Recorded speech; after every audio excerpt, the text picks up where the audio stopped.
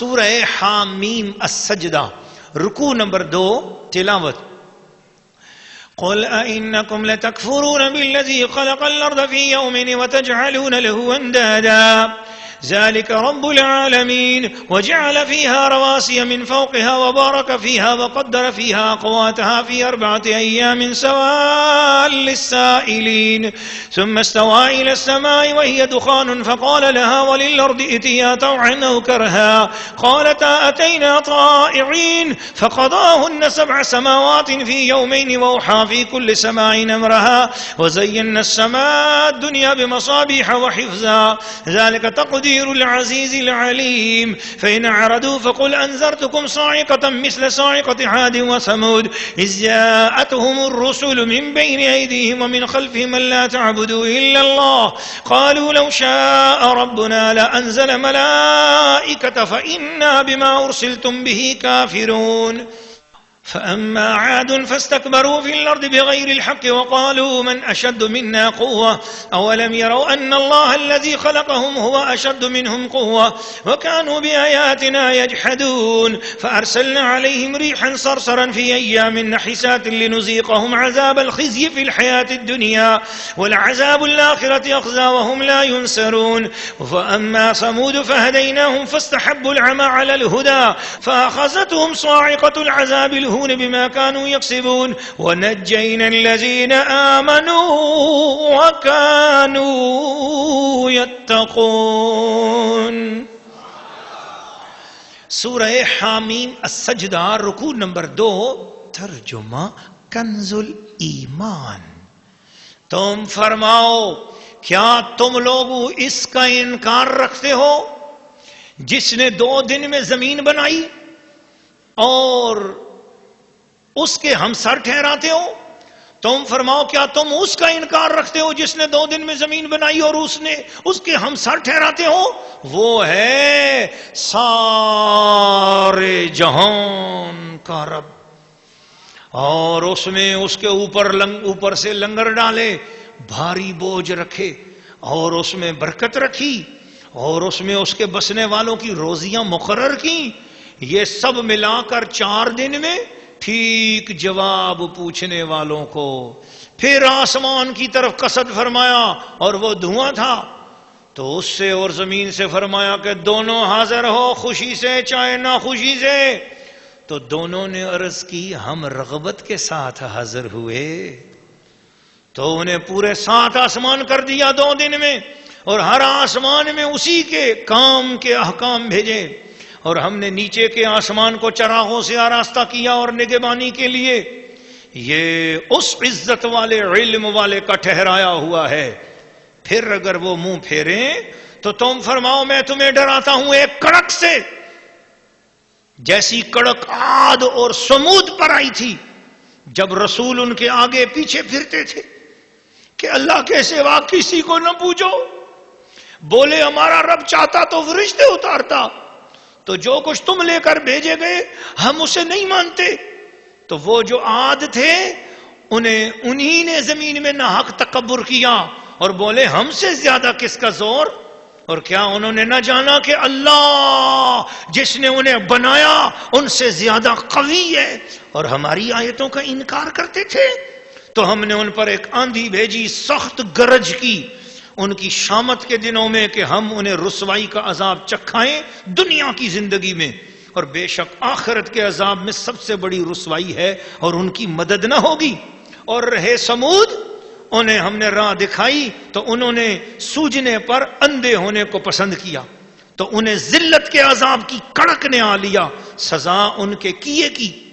اور ہم نے انہیں بچا لیا جو ایمان لائے اور ڈرتے تھے. سورہ حامیم السجدہ رکوع نمبر 2 تفسیر. اللہ کے پیارے رسول، جان قرآن، روح قرآن، نور قرآن، اصل ایمان محمد الرسول اللہ صلی اللہ علیہ وسلم پر اترنے والے پاکیزہ کلام کو اپنی محبت، اپنی پیار، اپنی عقیدت سے سننے والے مردوں اور سننے والی خواتین، اس پورے رکوع میں آیات وہ مظاہر فطرت کو دیکھنے کا حکم ملا. دیکھو اللہ نے زمین اور آسمان کو کس طرح بنایا، کس وقت میں بنایا، کتنے اندازے سے بنایا. یہ جو مدتیں اللہ تعالیٰ نے بیان کی ہیں ان کا بھی مفسرین اکرام فرماتے ہیں یہ اللہ ہی بہتر جانتا ہے. بھئی نہ سورج بنا ہوا تھا، سورج کی وجہ سے دن رات ہوتے ہیں نا، سورج اور چاند کی وجہ سے دن رات ہیں، اور رات دن ہے تو اسی سے پتہ چلتا ہے کہ ایک ہفتہ گزرا. 7 دن گزرے تو پتہ چلا کہ ہفتہ گزر گیا. 4-5 ہفتے گزرے تو پتہ چلا مہینہ ہو گیا. 12 مہینے گزرے تو پتہ چلا سال ہو گیا. 100 سال گزرے تو پتہ چلا صدی ہو گئی. سمجھ گئے نا؟ تو سورج بھی نہیں تھا، چاند بھی نہیں تھا، دن بھی نہیں تھا، رات بھی نہیں تھی. اور اللہ تعالیٰ فرماتا ہے 2 دنوں میں یہ کام کیا، 2 دنوں میں یہ کام کیا، 4 دن میں یہ کام کیا، 6 دن میں یہ کام کیا. تو یہ دنوں کی بات اللہ تعالیٰ کیوں فرما رہا ہے؟ مولا کریم تو چاہتا ہے تو پل میں سب کچھ ہو جاتا ہے، یہ اتنے دنوں کی بات کا کیا مطلب ہے؟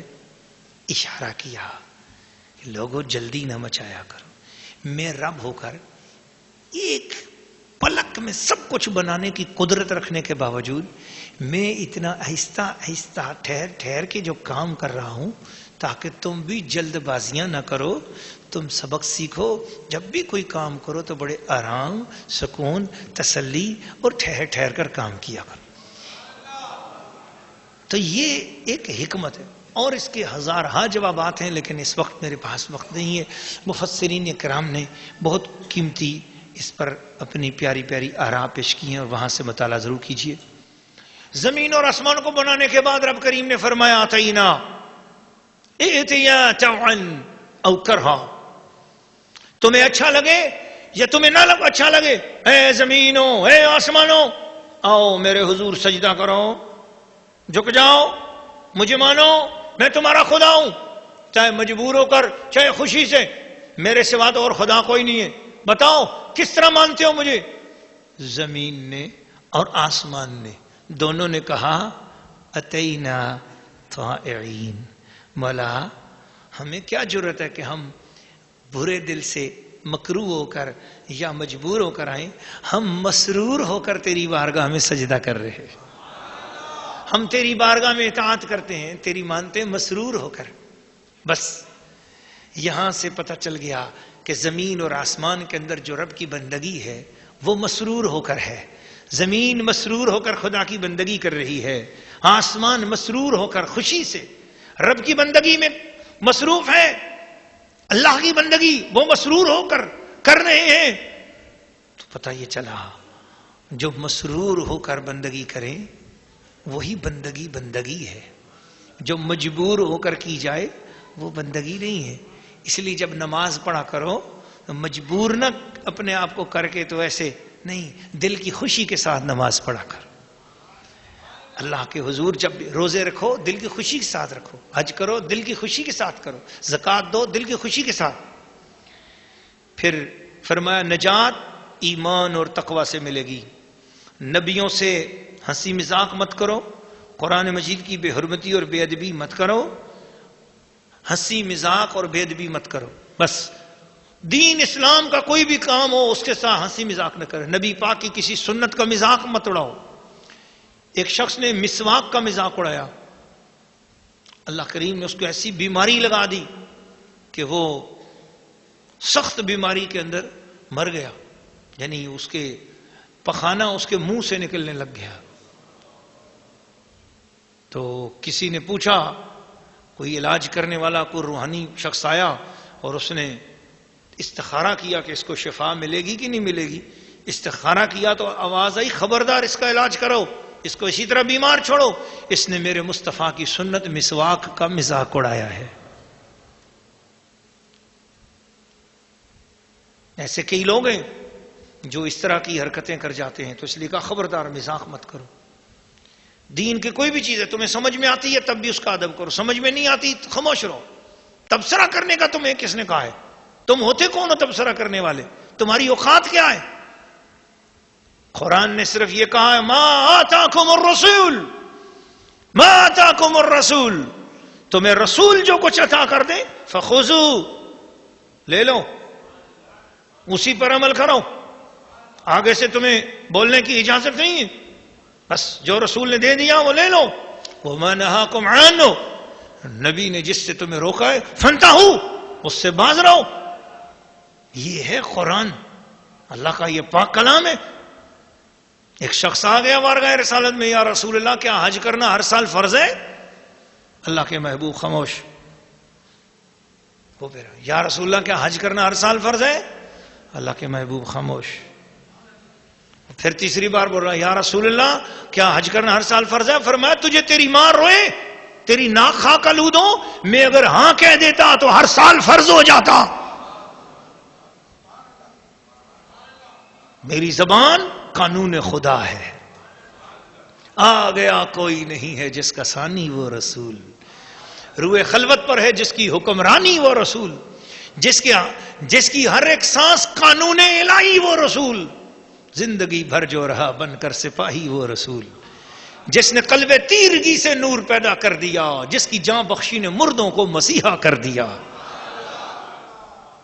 واہ کیا کہنا تیرا اے آخری پیغام بر، حشر تک طاری رہے گی تیرے جلووں کی سحر، اور تو نے ثابت کر دیا اے ہادی نوئے بشر، مرد یوں مہریں لگاتے ہیں جبین تخت پر، کروٹیں تیرا کسر دنیا میں ڈھا سکتی نہیں، کروٹیں تیرا کسر اٹھا سکتی نہیں، آندیاں تیرے چراغوں کو بجھا سکتی نہیں.